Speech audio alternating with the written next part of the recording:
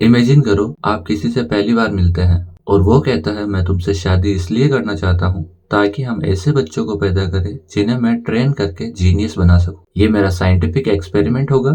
तो आप क्या करेंगे? हंसेंगे, डरेंगे या उठकर चले जाएंगे? लेकिन 1960s में एक आदमी ने सच में ऐसा किया। हंगरी के एक एजुकेशनल साइकोलॉजिस्ट लेल्जो पोलगर ने यही किया। उन्होंने दर्जनों लड़कियों को लेटर लिखे। उन्हें एक ऐसी माँ की तलाश थी जो अपने बच्चों को इंसानी लैब का हिस्सा बनाने के लिए तैयार हो। लेल्जो का एक ही मंत्र था, genius is not burn, it is made. मतलब जीनियस पैदा नहीं होते, बनाए जाते हैं। इसी सोच को लेकर दुनिया उन्हें सनकी कह रही थी। एक सरकारी अफसर ने तो यहाँ तक कह दिया कि उन्हें एक साइकेट्रिस्ट की जरूरत है। लेकिन लेल्जो को अपनी थ्योरी पर भरोसा था। उन्हें मिली क्लारा, एक यूक्रेनी महिला जिसने इस पागलपन में उनका साथ देने का फैसला किया। रिसर्च पढ़ी, डेटा देखा, केस स्टडीज निकाली और एक शॉकिंग कंक्लूजन पर पहुंचे कि हर बच्चा एक्स्ट्रा ऑर्डिनरी बन सकता है अगर उसे सही तरीके से ट्रेन किया जाए। लेकिन प्रॉब्लम ये थी, इस थ्योरी को प्रूव कैसे करें। यहीं से उनका एक्सपेरिमेंट शुरू हुआ। अब आगे जो हुआ उसने पूरी दुनिया को सोचने पर मजबूर कर दिया। 1969 में जन्मी पहली बेटी सुजेन, उनके लिए लेल्जो ने एक फील्ड चुनी, चेज। क्यों? क्योंकि चेज में प्रोग्रेस मेजरेबल होती है और इसमें जीत या हार साफ दिखती है। उन्होंने सुजेन को स्कूल नहीं भेजा बल्कि दिन में घंटों प्रैक्टिस कराई। नतीजा, 4 साल की उम्र में सुजेन ने अपनी उम्र से दोगुनी लड़कियों को हराकर टूर्नामेंट जीता। फिर पैदा हुई सोफिया और जुडिथ और तीनों बहनों ने मिलकर चेस टूर्नामेंट में डोमिनेंस शुरू कर दिया। जुडिथ पोलगर तो इतिहास की सबसे कम उम्र की ग्रैंड मास्टर बनी और 10 साल तक दुनिया की नंबर 1 फीमेल प्लेयर रही। मेंस कैटेगरी में खेलकर लेजेंड्स को डिफीट किया। पर अब सवाल ये उठता है, ये टैलेंट था या ट्रेनिंग? और यहीं से लर्निंग मॉडल्स का कॉन्सेप्ट समझना जरूरी हो जाता है।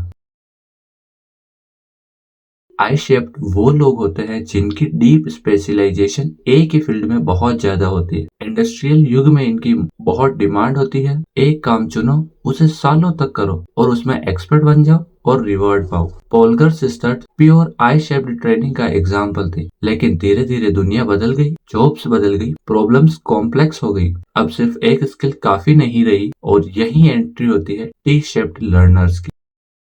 एक फील्ड में डीप, बाकी कई फील्ड में अवेयर। यहाँ टी की वर्टिकल लाइन आपकी एक फील्ड की गहराई है और हॉरिजेंटल लाइन आपकी बाकी विषयों की बेसिक जानकारी। इसका सबसे बड़ा उदाहरण है अलेक्जेंडर फ्लेमिंग। 1928 में फ्लेमिंग अपनी लैब में बैक्टीरिया स्टडी कर रहे थे। एक पेट्री डिश में मोल्ड उग गया था। एक आम साइंटिस्ट उसे कचरा समझकर फेंक देता, लेकिन फ्लेमिंग के पास क्रॉस डोमेन नॉलेज थी। उन्होंने खुद से सवाल पूछा, इस मोल्ड के पास बैक्टीरिया मर क्यों रहे हैं? इसी सवाल ने पेनिसिलिन को जन्म दिया, जिसने करोड़ों जानें बचाई। कभी कभी जीनियस डिस्कवरी फोकस से नहीं, क्यूरियोसिटी से निकलती है। अब अगला लेवल और खतरनाक है।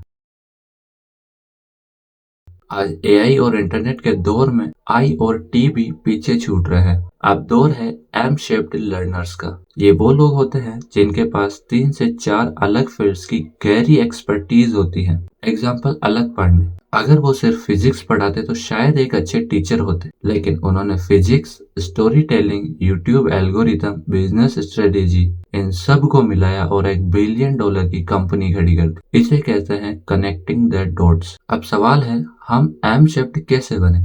अगर आपके बहुत सारे इंटरेस्ट हैं तो डरो मत, उन्हें इन 4 फोल्डर्स में बांटो। मनी स्किल्स, जो आपको तुरंत पैसे कमा कर दे सके, example coding, sales. Second folder curiosity skills, जो आपको पसंद है, example yoga, history, photography. And third folder leverage skills, जो आपके काम की ताकत बढ़ाए, example AI tools, public speaking, conversation skills. And last domain skills, आपकी मेन फील्ड की गहरी knowledge, example finance, marketing, ETC. इस पर इकिगाई का फिल्टर लगाएं, अपने इंटरेस्ट की लिस्ट बनाएं और खुद से पूछें, क्या मुझे ये पसंद है? क्या मैं इसमें अच्छा हूँ? क्या दुनिया को इसकी जरूरत है? और क्या इसके लिए मुझे पैसे मिलेंगे?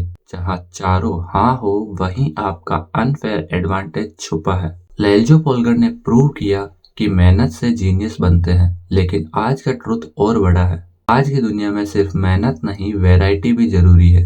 सिंगल स्किल आपको जॉब दिलाएगी, लेकिन स्किल कॉम्बिनेशन आपको कैटेगरी बना देगा। अपनी स्किल्स को डॉक्यूमेंट करो, उन्हें कंबाइन करो और खुद का एक ऐसा वर्जन बनाओ जिसे कोई रिप्लेस न कर सके। यूनिक बनना एक्सीडेंट नहीं, डिजाइन है।